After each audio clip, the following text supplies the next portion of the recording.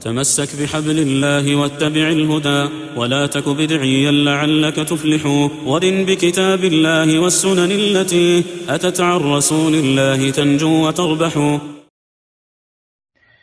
إن الحمد لله نحمده ونستعينه ونستغفره ونعوذ بالله من شرور أنفسنا ومن سيئات أعمالنا من يهده الله فلا مضل له ومن يضلل فلا هادي له وأشهد أن لا إله إلا الله وحده لا شريك له وأشهد أن محمدا عبده ورسوله صلى الله عليه وسلم.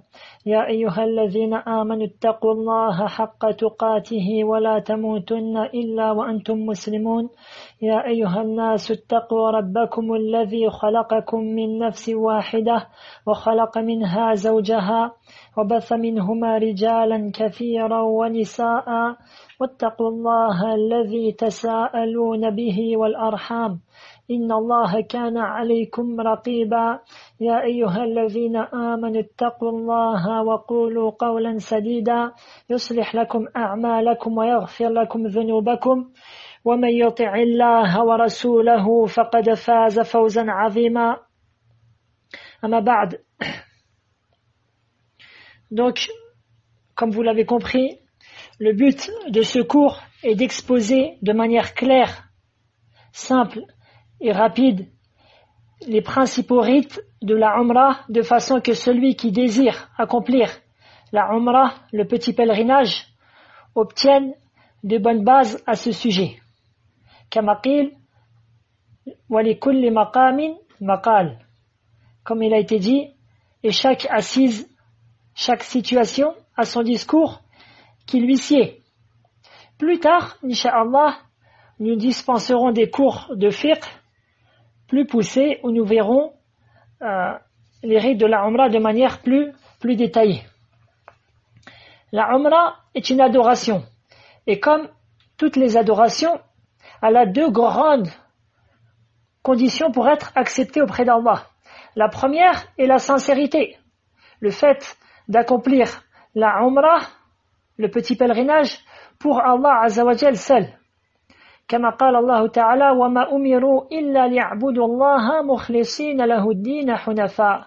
Et il aura été ordonné que le fait d'adorer Allah seul, en lui vouant un culte exclusif. Donc celui qui veut accomplir la Umrah, il doit prendre garde à ne pas tomber dans l'ostentation ou à ne pas faire la Umrah ou même le Hajj pour qu'on dise un tel a accompli la Umrah, un tel est un Hajj, un tel est du nombre des gens du bien,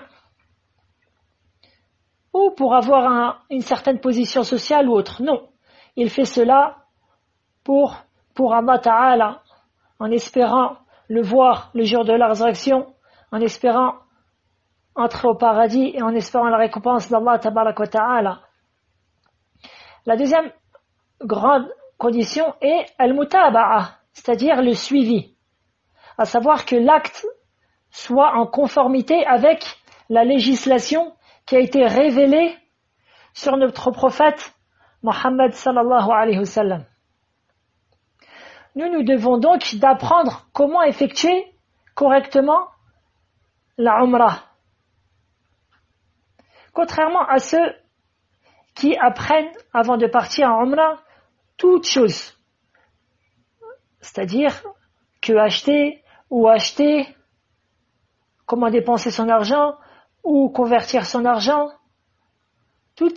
ils apprennent toutes choses mondaines, mais ils oublient le principal, à savoir comment accomplir correctement la Umrah.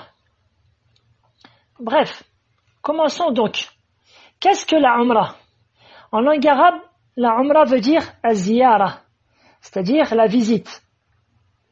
Et dans la législation, huwa ata'abbud lillahi bit-tawaf bil-bayt wa bis-safa'i wal-marwa wal-halqi aw at-taqsir. Donc, une des définitions dans la législation, celle qui suit, le fait d'adorer Allah par le tawaf. Le tawaf qui est la circumambulation autour de la Kaaba. Donc, je reprends. Le fait d'adorer Allah par le tawaf et le sa'i entre Safa et Marwa, c'est-à-dire l'aller-retour entre les deux montagnes, Safa et Marwa, et le fait de se raser les cheveux ou de les couper. Donc fin de la définition. Quel est le jugement de la Umrah? Car pas de doute que le Hajj, le grand pèlerinage, est obligatoire pour tout musulman dans la capacité de l'accomplir une seule fois dans sa vie. Ceci est obligatoire une seule fois dans sa vie. Et il n'y a pas de doute que le Hajj est un pilier de l'islam. Mais quel est le jugement de la Umrah, du petit pèlerinage? La Umrah est obligatoire pour tout musulman qui a la capacité de l'accomplir une seule fois dans sa vie. C'est-à-dire ceci est obligatoire une fois dans sa vie. Selon la parole la plus forte des savants. Rahimahumullah. Et les preuves que la Umrah est obligatoire sont nombreuses. Je me limiterai à une seule preuve, ce qu'a rapporté l'imam Ibn Majah, selon une chaîne de transmission authentique. عن عائشة رضي الله عنها أنها قالت يا رسول الله هل على النساء من جهاد قال نعم عليهن جهاد لا قتال فيه الحج والعمرة. Donc Aïcha radiallahu anha a interrogé le messager d'Allah. Ô messager d'Allah, y a-t-il un djihad obligatoire pour les femmes? Il dit, sallallahu alayhi wa sallam, oui, elles se doivent d'accomplir un djihad où il n'y a pas de combat. Le Hajj et la Umrah. Le grand pèlerinage et le petit pèlerinage. Fin du hadith. Donc la parole du prophète sallallahu alayhi wa sallam, alayhin, indique l'obligation. Comme ceci est connu chez les savants de la base de la jurisprudence. La Umrah est donc obligatoire une fois dans la vie à l'homme et à la femme. Les conditions qui font en sorte que cette Umrah est obligatoire à la personne. La première condition est l'islam, que la personne soit musulmane. La deuxième est al-aql, la raison, que la personne ait la raison. Et sort de cela le fou, par exemple, celui qui n'a pas sa raison. Troisièmement, al-boulour, le fait qu'il ait eu sa puberté, que ce soit un homme pubère, une personne pubère.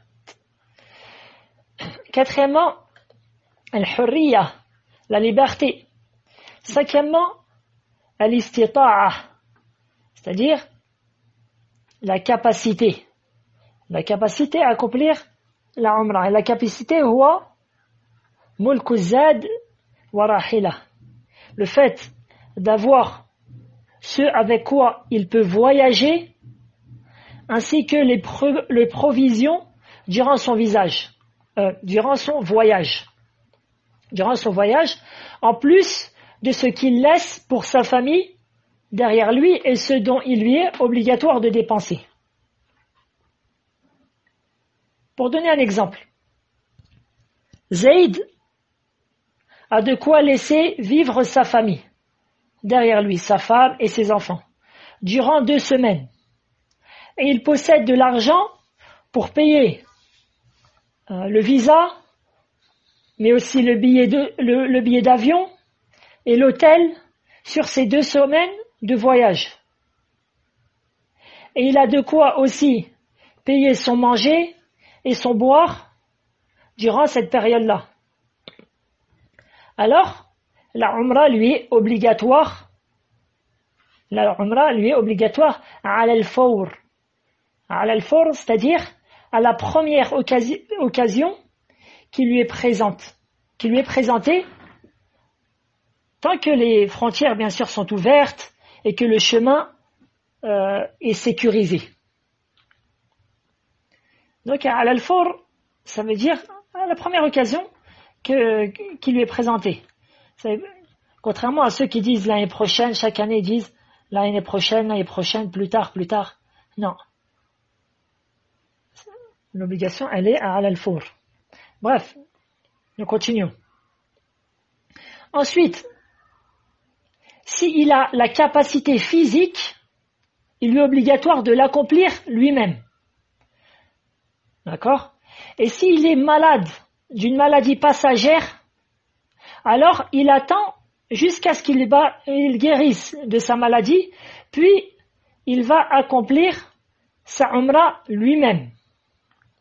Maintenant, s'il a une maladie permanente et que son faible état physique ne lui permet pas de voyager et d'accomplir la umrah lui-même, alors à cet individu-là, il lui est obligatoire de charger une personne qui a déjà accompli la umrah pour lui-même, pour soi, afin que ce dernier accomplisse la umrah à sa place, en lui donnant tout ce qu'il a besoin pour voyager,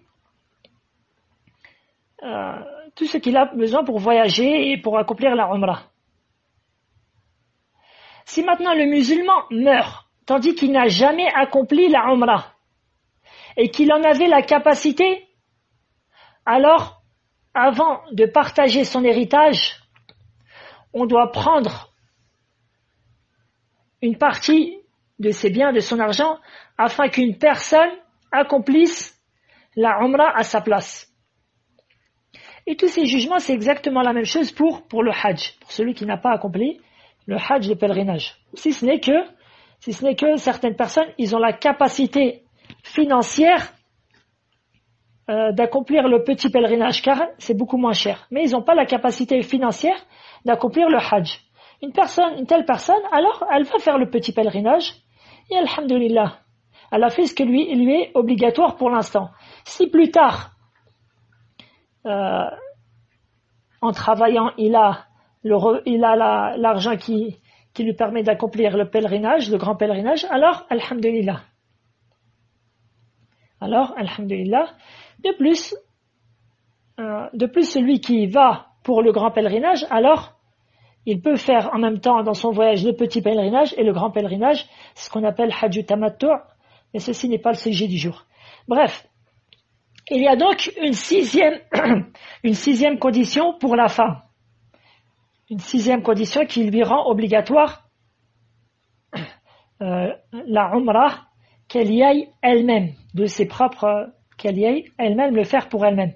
C'est le fait qu'elle ait un mari ou un mahram qui l'accompagne dans son voyage.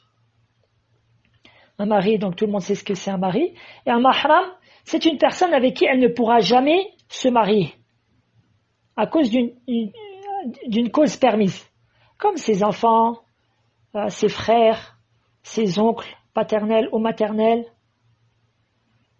et autres, et c'est son père et autres.